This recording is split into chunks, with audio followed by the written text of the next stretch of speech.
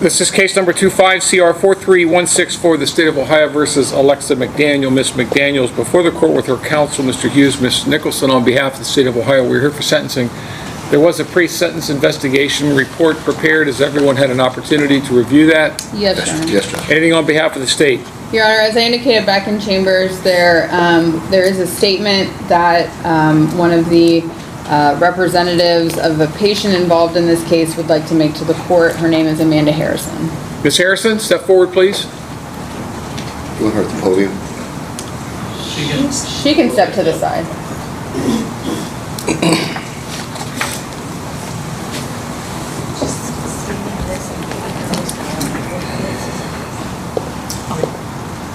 Hello, Your Honor. My name is Amanda Harrison. I stand before you today because Parkinson's disease took away my father's voice long before it took his life. So today, I stand here today to be his voice. Parkinson's is a cruel disease. It slowly stole everything that made my dad who he was. It took away his ability to walk, to speak, to feed himself, to dress himself, to write, to communicate, and eventually even swallow. It robbed him of his independence while leaving his mind trapped inside of a body that could no longer obey. Watching someone you love disappear that way is absolutely devastating. After 48 years of marriage, my mom made the heartbreaking decision to place my dad in a nursing home because we could no longer safely care for him ourselves. It was the hardest decision our family has ever made. We then placed our trust in the people responsible for his care. Every day, my mom, my sister, or I sat beside his bed. His siblings often stopped by. We watched him squeeze our hands. We watched tears roll down his face. We watched him grimace in pain. And every time we asked, had he received his pain medication, we were told yes. And we wanted to believe them, but something felt off. We felt that there was something very wrong. By this stage, there was no cure left to offer him. Comfort was the only treatment. Relief from suffering was the treatment. Pain medication was not optional. It was the only tool remaining to provide dignity and comfort to someone who was dying. Learning that medication entrusted to the care of a facility and its leadership were diverted from their intended purpose has left my family with questions that will never have answers. There's no greater feeling of helplessness than watching someone you love suffer while believing everything possible is being done to ease their pain. This case is about much more than medication. It's about trust. Families have no choice but to trust the people caring for their loved ones when they can no longer care for them themselves. And when that trust is broken, the damage extends far beyond one patient. Because of inadequate documentation and poor record keeping, many questions may never be answered. I understand this court can only sentence based on the evidence before it and the charges that remain. But uncertainty carries its own burden. My family is left wondering whether everything should have been done for my father was actually done. Those questions are ones we will carry for the rest of our lives. What concerns me most is the possibility that another family could one day find themselves where we are today, questioning what happened, whether their loved ones received the care that they were promised. I respectfully ask the court to impose the maximum sentence that the law allows. And this is not out of vengeance, but it's because vulnerable patients deserve protection, and families deserve honesty, and those entrusted with caring for the defenseless must be held to the highest standard. My dad deserved dignity, and he deserved compassion. He deserved comfort. Parkinson's took enough from him, and human greed and failures of trust should have never taken anything more. Thank you. Thank you, Ms. Harrison. Your Anything Honor, else, Ms. Nicholson? with that, we would ask that you adopt the agreed recommended sentence that we entered into at the plea, which involved a term of community control in addition to specific conditions that the defendant does not administer or control any narcotics during the term of her community control, that she not accept nor serve in any position as an administrator of nursing, and that she comply with all conditions placed on her by the Ohio Board of Nursing. Additionally, we would ask the court to consider a period of community service hours and anything else the court deems appropriate. Thank you. Mr. Torek, Nothing further at this time, Your Honor. Mr. Hughes, Yeah, thank you, Your Honor. And first of all, we would ask that the recommended sentencing be followed as well. And to the lady that read the impact statement, we certainly appreciate and understand her comments and knowing the trust they put in these facilities. Alexa made mistakes. She's acknowledged her mistakes. Her mistakes were with expired drugs. And patient care would have never been in her hands. The patients were always taken care of, at least what Alexis's role would have been. I will let the court know, and I'll let you know in chambers, Alexis is trying to make this place better. Hill Springs has problems. There's been other nurses that have been caught stealing drugs. There's a couple of other suspects that we're aware of. She's met with the detectives at my office, and we've made her available for that communication. So maybe she can make some change. She knows that the biggest fight she's going to have now is saving her nursing license, which is the one thing that she's worked so hard in her life to keep and to do. Her mistake in this process was not properly registering the medications that came in from the nursing carts to her office, and she didn't register them the correct way. Other than that, just would ask the court to adopt the recommended sentence, and I know Alexa wants to say a few words.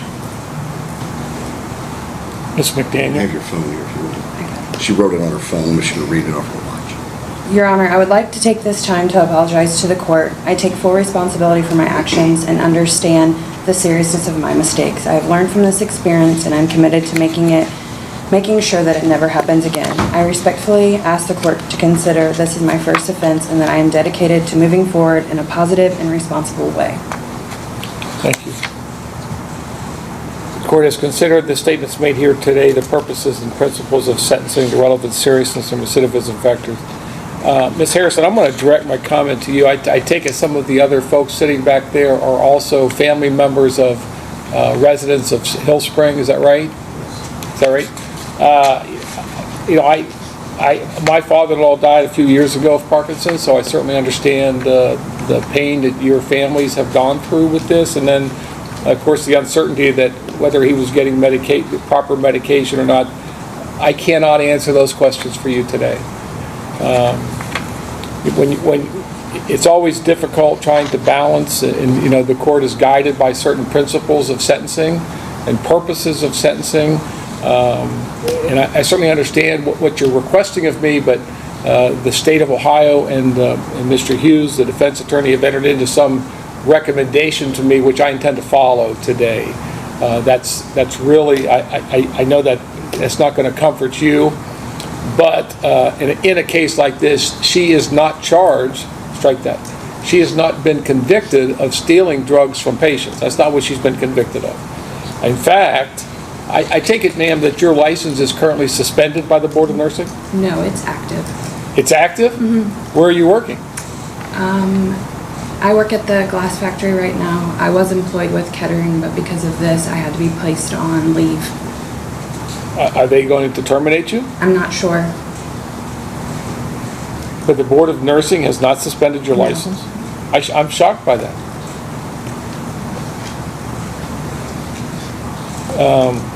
How long had you been practicing? How long have you been practicing in this field?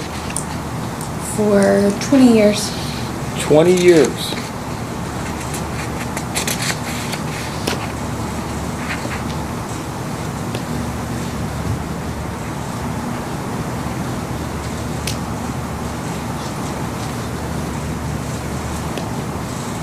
I don't know, Ms. McDaniel. I just said I was going to accept this recommendation, but I really feel like your attitude's a little bit flippant with me today, to be honest with you. She's just nervous. I'm extremely nervous. Well, again, I'm looking at your pre-sentence investigation and your comments. You were in the wrong place at the wrong time. I'm not sure if I even understand what your role in this was. Explain to me in your words right now. I know what you were charged with. Sure. I know what you were convicted of. Explain to me in your words what you did wrong. So, Your Honor, my wrongdoing was I was the director of nursing at Hill Springs. So when people discharged with narcotics that were on the med cart, they were to be taken from the med cart and given to me because I was the director of nursing to be locked in a lock box in my office. When those medications were removed, a nurse and I signed, and I have a destruction log book that I was to log those in. I did not log those drugs into the destruction log book before placing them into my cabinet. So that is where the documentation did not occur. What happened to the drugs? I don't have the answer for that.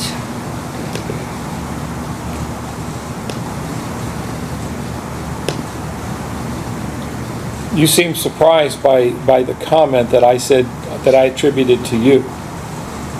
Were you surprised by that comment? I'm just... Here's the question that was asked of you. When asked how you feel about the trouble you got in, your response was wrong place, wrong time. I'm sorry. I'm trying to remember what that question was. I just read the question. That's what the how do you feel about the trouble you got in? Investigation. He's reading from the PSI. Okay, I'm sorry. I was trying to figure out... Yeah, thought you I don't actually know, was okay, so I don't know I didn't go back and look and see what you told police. That information was not provided to me.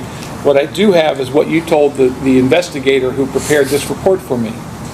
You said wrong place, wrong time. That's what you said. Then you were asked if you believe there was a victim in the instant offense. You stated the facility.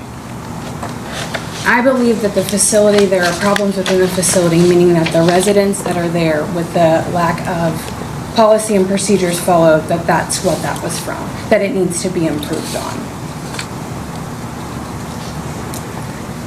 As a director of nursing, you're not following, I mean, they can have all the policies and procedures they want, but if you're not following them, they're useless.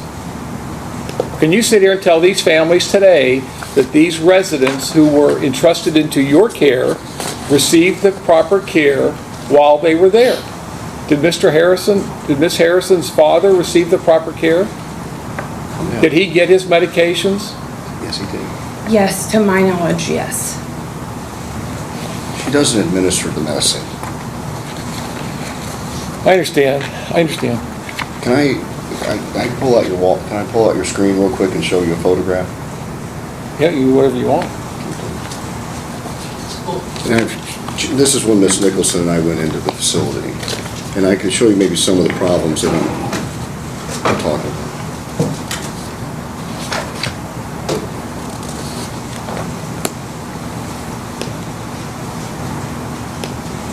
So you're familiar with a pill pack, a bubble pack of pills? I am. All right. So,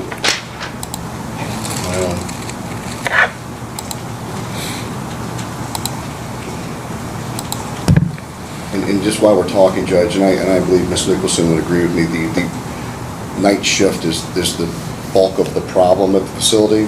Ms. McDaniels would have been a day shift nurse, and they're in charge of all of the nurses. The night shift would bring these pill packs to her. Busy morning would start up. She would leave the office, lock the office. We believe in our investigation that we put together as a defense team that there was a key to her office that had been circulated around the building, and I believe I know who has the key. But what happens is where the pill bubble packs were supposed to go into this lockbox.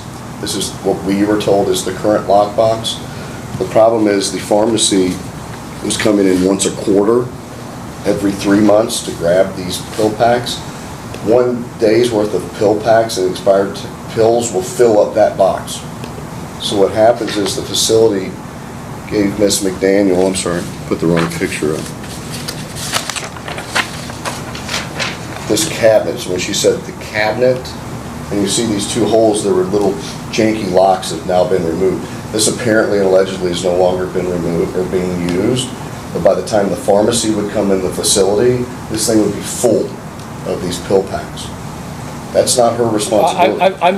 Why would there be that many pill packs left over on a daily basis? Pharmacy was not coming to get them. Why aren't they being, I mean, if the pill packs go from the pharmacy to the facility, The pharmacy's the destroyer of the pill packs, so they have to come. well, they grab gotta start somewhere. Okay, hang on, stop. Ms. Nicholson. The medications at issue in this case were medications that had been prescribed to patients and were discontinued because a new prescription had been issued.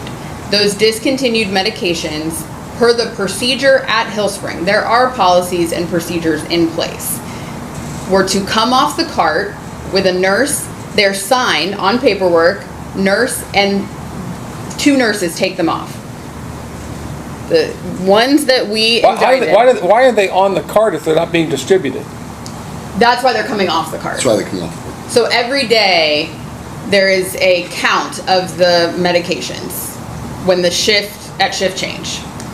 The nurses coming on count with the nurses coming off to make sure that all the medications that are supposed to be there are there. The pills that have been distributed are accounted for, all of the above. So when they realize they now have a discontinued medication, they log that it's coming off the cart. There are 2 signatures. That then goes onto the destruction log with what is supposed to be 2 different signatures, a nurse and the director of nursing, who would be Ms. McDaniel in this case. They are then put in the safe to await destruction by the pharmacy.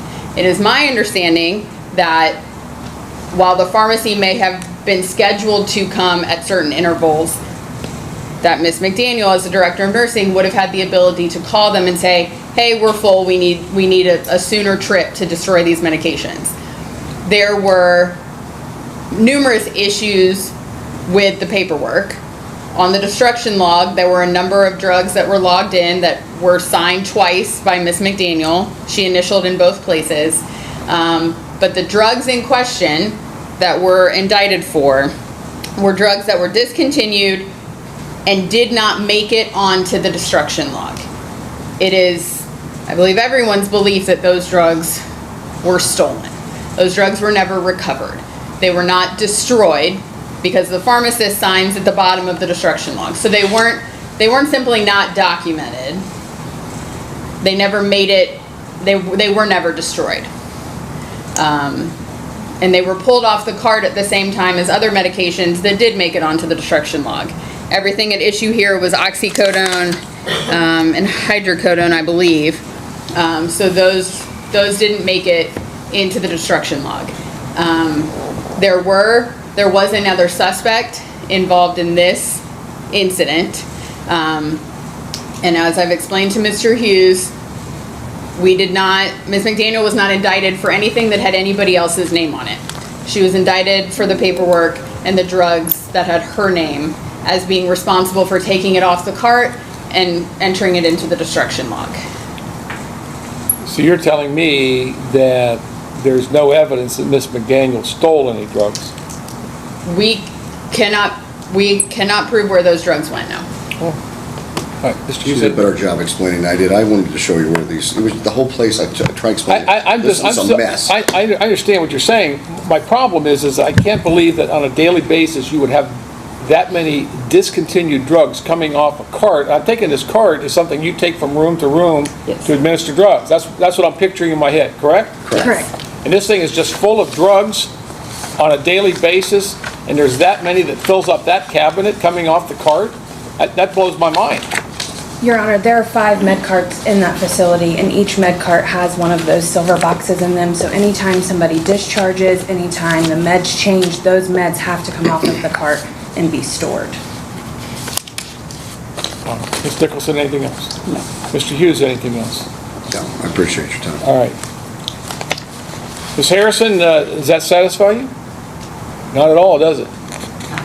Yeah, I didn't figure it would. I am faced, though, with a person that's been convicted of misdemeanor charges that are really unrelated to any theft of drugs. You understand that? Yeah, I understand your position, it's just. I understand that, as the notified victim and the families that I certainly understand your position, but that's really not what's before the court today. Can you appreciate that? Yes. Okay, all right. Court is going to place you into community control for a period of 2 years. The assessment does not indicate that there's any recommended treatment. The court's going to order you to do 40 hours community service. You have 0 days jail time credit. The court will assess the cost of prosecution against you. You are ordered that you are not to administer or have any control over any narcotics during the term of your supervision. You are ordered you are not permitted to hold any position of director or administrator of nursing of any facility. And you are ordered to comply with all the conditions of the Board of Nursing, which apparently is not much, but which shocks me too, but that's all. Now, you have the right to appeal the court's decision of your sentence to the 12th District Court of Appeals. If you want to appeal, you must file your notice of appeal within 30 days of today's date. If you can't afford to pay for the transcript or anything necessary for your appeal, that can be provided to you at no cost, including an attorney. Costs and fines. Costs? Anything else? No, Judge, thank you for your All time. right, thank you all, that's all. All rise. Thanks, Justin.